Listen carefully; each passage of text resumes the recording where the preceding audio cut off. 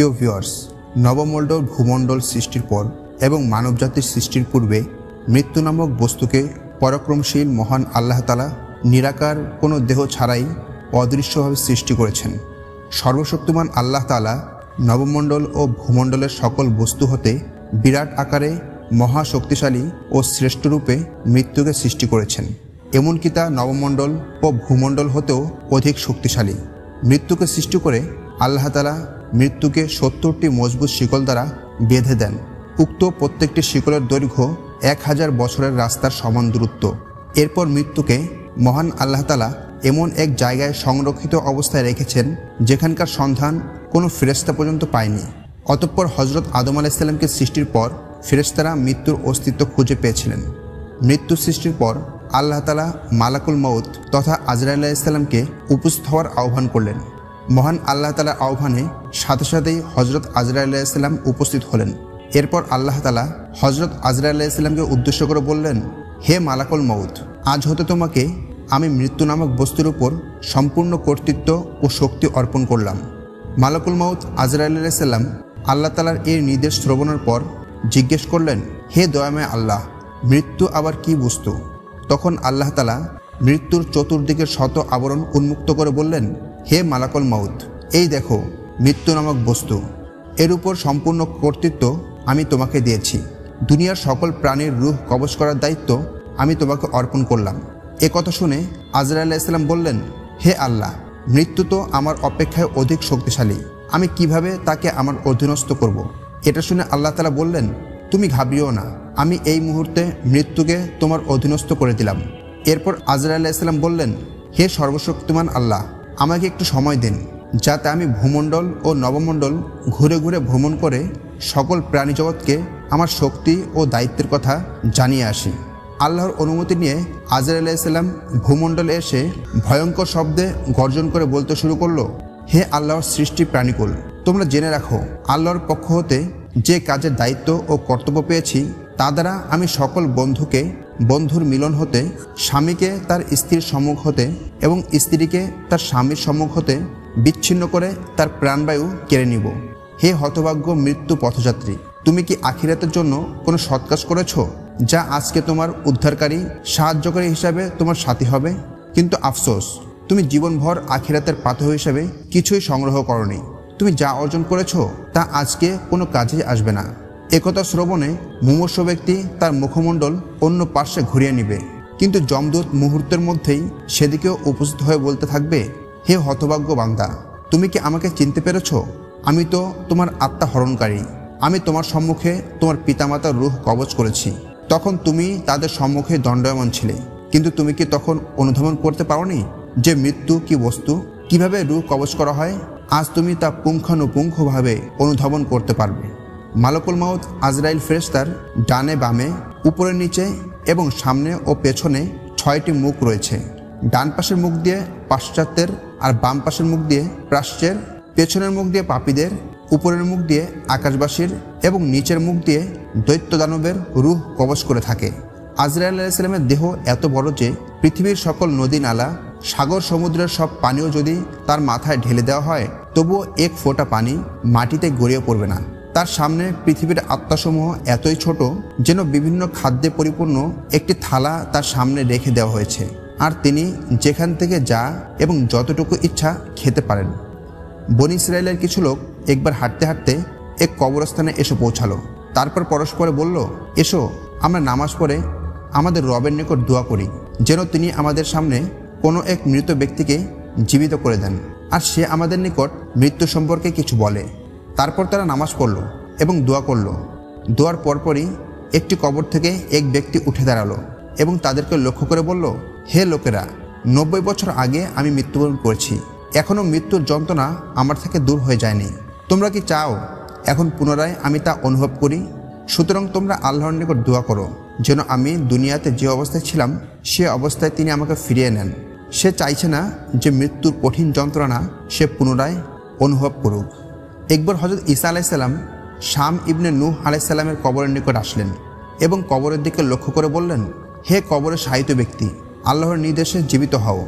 হযরত ঈসা আলাইহিস সালামের বলার পর সাথে সাথেই শাম ইবনে নূহ আলাইহিস সালাম আল্লাহর নির্দেশে জীবিত হয়ে কবর থেকে উঠে দাঁড়ালো। তখন হযরত ঈসা আলাইহিস সালাম তাকে জিজ্ঞেস করলেন, তুমি কে? তোমার নামই বা কি? তখন শাম ইবনে নূহ আলাইহিস সালাম বললেন, আমার নাম শাম ইবনে নূহ। তখন ঈসা আলাইহিস সালাম তাকে জিজ্ঞেস করলেন, আপনি কি আবারও কবরে থাকতে চান নাকি দুনিয়াতে থাকতে চান? শাম ইবনে নূহ আলাইহিস সালাম বললেন, হে আল্লাহর নবী, আমি যদি এই দুনিয়ায় আবার থেকে যাই তাহলে কি আগের মৃত্যুর সময় আজরাইল যেভাবে আমার রূহ কবজ করেছে ঠিক তেমনিভাবে আবারও আমার রূহ কবজ করবে? তখন ঈসা আলাইহিস সালাম বললেন, আপনি তো আল্লাহর পয়গম্বর, আপনি কেন আজরাইলকে এত ভয় করছেন? জবাবে শাম ইবনে নূহ বললেন, আপনার সাথে তো আজরাইলের দেখা হয়নি, এজন্যই এমনটি বলছেন। হে আল্লাহর নবী, আজ থেকে 4000 বছর পূর্বে আজরাইল আমার রূহ কবজ করেছিল, কিন্তু আমি আজও আমার মৃত্যুর যন্ত্রণাকে ভুলতে পারিনি। আমাদের প্রিয় নবী মুহাম্মদ সাল্লাল্লাহু আলাইহি সাল্লামের রূহ যেদিন কবজ করা হয় সেদিন জিবরাইল আলাইহিস সালাম তার সাথে আরেকজন ফেরেশতা হযরত আজরাইল আলাইহিস সালামকে নিয়ে রাসূলুল্লাহ সাল্লাল্লাহু আলাইহি সাল্লামের নিকটে আগমন করেন।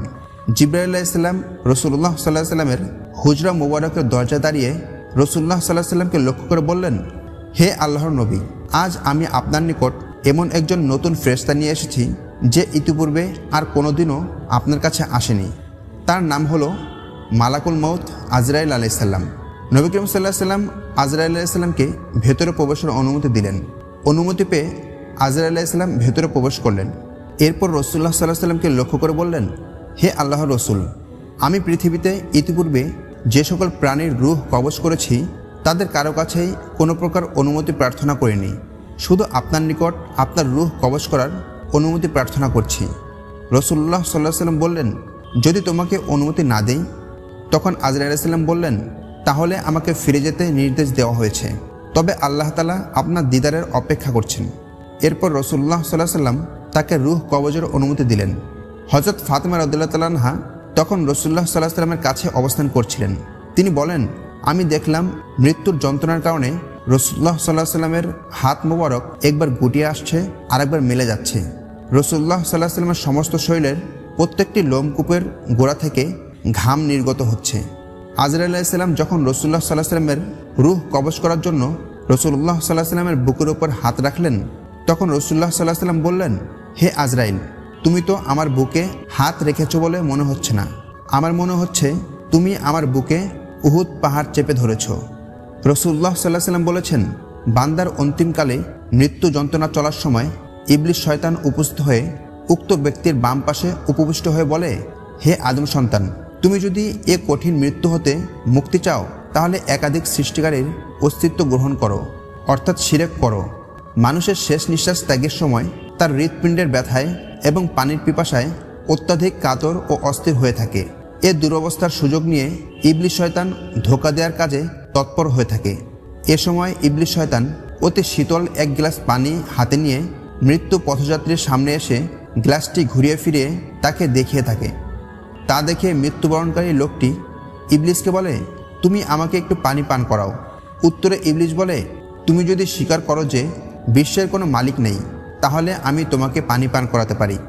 এতেও যদি কাজ না হয় তখন একদল শয়তান মুমূর্ষ ব্যক্তির বন্ধু বান্ধব, আত্মীয় স্বজন, শুভাকাঙ্ক্ষী এবং সৎ নিষ্ঠাবান লোকদের সাদৃশ্যে এসে তাকে বলতে থাকে, আমরা তোমার আগে মৃত্যুবরণ করেছি, মৃত্যুর উত্থান পতন সম্পর্কে তোমার চেয়ে আমরা বেশি অবগত। এখন তোমার মৃত্যুর পালা এসেছে, আমরা তোমার শুভাকাঙ্ক্ষী হয়ে পরামর্শ দিচ্ছি তুমি ইহুদি ধর্ম গ্রহণ করো, সেটি উৎকৃষ্ট ধর্ম। যদি মুমূর্ষ ব্যক্তি তাদের কথা না মানে তখন অপর এক শয়তানের দল অন্যান্য বন্ধুবান্ধব ও শুভাকাঙ্ক্ষীর সাদৃশ্য ধারণ করে হাজির হয়ে বলে, তুমি খ্রিস্টান ধর্ম গ্রহণ করো, কেননা তা ওই ধর্ম যা মুসা আলাইহিস সালামের ধর্ম রহিত করে দিয়েছে। শয়তান এভাবে প্রত্যেক ধর্মের বাতিল আকিদা ও ভ্রান্ত মতবাদ মুমূর্ষ ব্যক্তির অন্তরে বদ্ধমূল করতে থাকে। ফলে যার ভাগ্যে সঠিক ধর্ম ইসলাম থেকে ফিরে যাওয়া লেখা থাকে সে ওই সময় কিংকর্তব্য বিমূঢ় হয়ে ভ্রান্ত মতবাদ গ্রহণ করে ফেলে। এই জন্য রাসূলুল্লাহ সাল্লাল্লাহু আলাইহি ওয়াসাল্লাম বলেছেন, যে মুসলমান মৃত্যুশয্যায় শায়িত তার কাছে থেকে তাকে কালিমার তালকিন করো এবং তাকে বেহেশতের সুসংবাদ দাও, কেননা ওই কঠিন সময়ে বড় বড় জ্ঞানী পুরুষ মহিলা হতবুদ্ধ হয়ে কিংকর্তব্য বিমূঢ় হয়ে যায়, আর ওই সময় শয়তান সুযোগ বুঝে মানুষের খুব কাছাকাছি অবস্থান করে। হযরত আনাস রাদিয়াল্লাহু তাআলা আনহু হতে বর্ণিত, তিনি বলেন, জমিন প্রতিদিন আদম সন্তানকে বলে, হে আদম সন্তান, তুমি আমার পৃষ্ঠের উপর স্বাধীনভাবে ঘোরাফেরা করছো। তোমার মৃত্যুর পর যখন সবাই তোমাকে আমার উদরের সংকীর্ণ অন্ধকারময় স্থানে রেখে চলে যাবে, তখন তোমার কি দুর্দশা হবে। তখন তোমার আগের সে স্বাধীনতা আর থাকবে না। আমি তোমার মৃত্তিকা শয়নগৃহ এতই সংকীর্ণ ও অন্ধকারাচ্ছন্ন করে দেব যে একদিকে ফিরলে আর অন্যদিকে ফেরার ইচ্ছা থাকবে না। এখানে তুমি ভয়ে জড়সড় হয়ে শুধু কাঁদতে থাকবে, অথচ কোনো লাভ হবে না। জমিন আরও বলে, হে মানুষ, তুমি আমার পিঠের উপর থেকে অন্যায়ভাবে ধন সম্পত্তি টাকা পয়সা উপার্জন করে যে হারাম খাদ্য খেয়ে তোমার দেহ মোটাতাজা করছো, জেনে রেখো মৃত্যুর পর তোমার এ প্রিয় মোটাতাজা সুখের শরীর কোনো রকমেই মোটা তাজা থাকবে না, বরং কীট পতঙ্গের আহার্য পরিণত হবে। সবে কীট পতঙ্গ খেয়ে ধ্বংস করে ফেলবে। মাটি আরও বলে, হে মানব, আমার পিঠের ওপর বসবাস করে কত যে পাপের কাজ করেছো এবং অপরকেও পাপের কাজে প্রেরণা দান করছো। মৃত্যুর পর কবরে তার প্রকৃত শাস্তি পাবে। এমনি করে আমার পিঠে হাসি তামাশা আমোদ প্রমোদ ও উল্লাস করে বেড়াচ্ছ, আনন্দে দিন কাটাচ্ছ, অযথা সময় নষ্ট করছো। মৃত্যুর পর আমার মাঝে এসে এর প্রতিফল হারে হারে ভোগ করবে। হে আদম সন্তান, আমার এ উন্মুক্ত পিঠে আলোকময় খোলা ময়দানে বিচরণ করছো, কিন্তু মৃত্যুর পর এমন সংকীর্ণ অন্ধকারময় স্থানে বাস করতে হবে যেখানে মুক্ত বায়ু বইবে না, আলো বলতে কিছুই পাওয়া যাবে না, সেথায় তুমি কিছুই দেখতে পাবে না। তুমি নশ্বর পৃথিবীতে বন্ধু বান্ধব আত্মীয় স্বজন নিয়ে মহানন্দে প্রশস্ত মাঠে ও খোলা বাতাসে ভ্রমণ করছো, কিন্তু মৃত্যুর পর সাথীহীন কবরে একা বসবাস করতে হবে। বন্ধু বান্ধব আত্মীয় স্বজন বলতে সেখানে কেউ থাকবে না। যখন মানুষের অন্তিমকাল হাজির হয় এবং রূহ বের হওয়ার সময় ঘনিয়ে আসে, তখন 4 জন ফেরেশতা তার কাছে হাজির হয়। সর্বপ্রথম এক ফেরেশতা উপস্থিত হয়ে বলে, আসসালামু আলাইকুম ইয়া আব্দুল্লাহ, আমি তোমার আহার সংগ্রহের কাজে নিযুক্ত ছিলাম, কিন্তু এখন পৃথিবীর পূর্ব থেকে পশ্চিম পর্যন্ত অনেক অন্বেষণ করেও তোমার জন্য একটি দানাও সংগ্রহ করতে পারলাম না। সুতরাং আমি বুঝতে পারলাম তোমার মৃত্যু ঘনিয়ে এসেছে, হয়তো এখনই তোমার মৃত্যু হতে পারে, অতএব আমি চললাম। অতঃপর দ্বিতীয় একজন ফেরেশতা সালাম করে বলবে, হে আল্লাহর বান্দা, আমি তোমার পানীয় সংগ্রহের জন্য নিয়োজিত ছিলাম, কিন্তু এখন তোমার জন্য পৃথিবীর সর্বত্র ভ্রমণ করেও এক ফোঁটা পানি সংগ্রহ করতে পারলাম না। সুতরাং আমি বুঝতে পারলাম তোমার মৃত্যু ঘনিয়ে এসেছে, হয়তো এখনই তোমার মৃত্যু হবে, তাই আমি বিদায় নিচ্ছি। এরপর তৃতীয় ফেরেশতা এসে সালাম করে বলেন, হে আল্লাহর বান্দা, আমি তোমার পদদয়ের তথ্যবদলে নিযুক্ত ছিলাম, কিন্তু পৃথিবীর সর্বত্র খোঁজ করেও তোমার একটিও পদক্ষেপের স্থান পেলাম না, তাই আমি বুঝতে পারছি তোমার মৃত্যুর সময় ঘনিয়ে এসেছে, অতএব আমি বিদায় নিচ্ছি। চতুর্থ ফেরেশতা এসে সালাম করে বলবেন, হে আল্লাহর বান্দা, আমি তোমার শ্বাস প্রশ্বাস চালু রাখার কাজে নিয়োজিত ছিলাম, কিন্তু আজ পৃথিবীর এমন কোনো স্থান খুঁজে পেলাম না যেখানে গিয়ে তুমি মাত্র এক পলকের জন্য শ্বাস প্রশ্বাস গ্রহণ করতে পারো। সুতরাং আমি বুঝতে পেরেছি তোমার অন্তিম সময় ঘনিয়ে এসছে, কিছুক্ষণ পরেই তোমার মৃত্যু হবে, তাই আমি বিদায় নিচ্ছি। এরপর কিরামান কাতিবিন ফেরেশতা এসে সালাম করে বলবেন, হে আল্লাহর বান্দা, আমরা তোমার পাপ পুণ্য লেখার কাজে নিয়োজিত ছিলাম, কিন্তু এখন দুনিয়ার সব স্থান খোঁজ করেও আর কোনো পাপ পুণ্য খুঁজে পেলাম না, সুতরাং আমরা চলে যাচ্ছি। রাসূলুল্লাহ সাল্লাল্লাহু আলাইহি ওয়াসাল্লাম বলেছেন, যে সময় কোনো নেককার বান্দার মৃত্যুর সময় ঘনিয়ে আসে, সে সময় আসমান হতে সূর্যের মতো আলোকোজ্জ্বল চেহারা বিশিষ্ট একদল ফেরেশতা বেহেশতি কাফন ও সুগন্ধি সাথী নিয়ে জমিনে অবতীর্ণ হয়ে মৃত্যু পথযাত্রীর দৃষ্টিসীমার মধ্যে উপবিষ্ট হয়ে অপেক্ষা করতে থাকে। অতঃপর মালাকুল মাউত তার মস্তকের পাশে বসে বলতে থাকে, হে পবিত্র আত্মা, আল্লাহ তাআলার রহমত ও সন্তুষ্টির জন্য অতি শীঘ্র বাইরে চলে আসো। তখন ওই ব্যক্তির আত্মা স্বেচ্ছায় বের হয়ে থাকে এবং তার মুখ হতে পানির ফোঁটা পড়তে থাকে। তারপর তারা ওই ব্যক্তির আত্মাকে উক্ত বেহেশতি কাফনের ভিতরে লেপটিয়ে রাখেন, আর তখন তা হতে বেহেশতি মেশকের সুঘ্রাণ বের হতে থাকে। তারপর ফেরেশতাগণ যখন আত্মাকে নিয়ে আসমানে গমন করতে থাকে, তখন আসমানের ফেরেশতাগণ বলতে থাকে, এত উৎকৃষ্ট সুবাস কোথা থেকে বের হচ্ছে? এর উত্তরে ফেরেশতাগণ বলে, অমুকের পুত্র অমুকের রূহ হতে এর সুবাস বের হচ্ছে। তখন উক্ত ফেরেশতামণ্ডলী তাকে উত্তম নামে সম্বোধন করে থাকে। যখন ফেরেশতাগণ আত্মা সহকারে প্রথম আকাশের শেষ সীমায় পৌঁছে যায়, তখন সপ্ত আকাশের সকল দরজাসমূহ তার জন্য শুভাগমনে খুলে যায় এবং প্রতিটি আসমানের কতক ফেরেশতা তার সম্বর্ধনার উদ্দেশ্যে সামনে এগিয়ে আসে। এরপর সপ্তম আকাশে আরোহণ করা মাত্রই উচ্চস্বরে বলা হয়, হে ফেরেশতা মণ্ডলী, তার আমলনামা ইল্লিয়িন নামক স্থানে জমা রেখে দাও এবং উক্ত ব্যক্তির রূহকে তার দেহের সাথে মিলিয়ে দাও, যেহেতু তাকে মাটি হতেই সৃষ্টি করেছি এবং তাকে এ মাটিতেই ফিরে নেব এবং এ মাটি হতেই তাকে পুনরুত্থান করব। এরপর আল্লাহ তাআলার আদেশ অনুযায়ী ফেরেশতাগণ উক্ত আত্মাকে কবরে অবস্থিত তার দেহের সাথে মিশিয়ে দেয়। তারপর মুনকার নাকির ফেরেশতাদ্বয় আগমন করে মৃত ব্যক্তির নিকট জিজ্ঞেস করবে, হে আল্লাহর বান্দা, আপনি বলুন তো আপনার প্রতিপালক কে, আপনার নবী কে এবং আপনার ধর্মের নাম কি? তখন মুমিন বান্দা সকল প্রশ্নের সঠিকভাবে উত্তর দিবে। তখন আল্লাহ তাআলা অতি নিকট হতে উচ্চস্বরে ইরশাদ করবেন, হে ফেরেশতাদ্বয়, আমার মুমিন বান্দা সঠিক ও সত্য কথা বলেছে, সুতরাং তাকে বেহেশতি পোশাক পরিয়ে দাও এবং বেহেশতি বিছানা বিছিয়ে দাও, যাতে তার কবরের মধ্যে বেহেশতি সুগন্ধি আসতে পারে, আর তার চোখের দৃষ্টিসীমা পর্যন্ত তার কবরকে প্রশস্ত করে দাও। অপরদিকে বেঈমানদার কাফের মুশরিকদের মৃত্যুর সময় যখন ঘনিয়ে আসে, তখন আজরাইল আলাইহিস সালাম তার আসল চেহারায় আবির্ভূত হন। মালাকুল মউত আজরাইল আলাইহিস সালাম তার মাথার দিকে এসে বলে, হে পাপিষ্ঠ আত্মা, আল্লাহ তাআলার অসন্তুষ্টির দিকে তাড়াতাড়ি বের হয়ে আসো। ওই ব্যক্তির আত্মাটি এ ঘোষণা শোনার পর শরীরের বিভিন্ন স্থানে পালায়ন করার প্রচেষ্টা করতে থাকে। তখন মালাকুল মউত বেঈমানের শরীর হতে আত্মাকে এমনভাবে টেনে হিঁচড়ে বের করে, যেমনিভাবে কোনো গরম লোহার শিক তুলার মধ্যে ঢুকিয়ে টেনে বের করা হয়। অতঃপর যমদূত ওই বেঈমানের আত্মাটিকে হাতে তুলে নেয়। মুহূর্তের মধ্যে অন্যান্য ফেরেশতারা তার হাত হতে খারাপ আত্মাকে নিজেদের হাতে নিয়ে চাটাইয়ের মধ্যে রেখে মরিয়ে দেয়। উক্ত চাটাইয়ের মধ্য হতে গলিত লাশের দুর্গন্ধের মতো ভীষণ দুর্গন্ধ বের হতে থাকে। অতঃপর ফেরেশতাগণ চাটাইতে মোড়ানো লাশ বহন করে আসমানের পানে চলতে থাকে।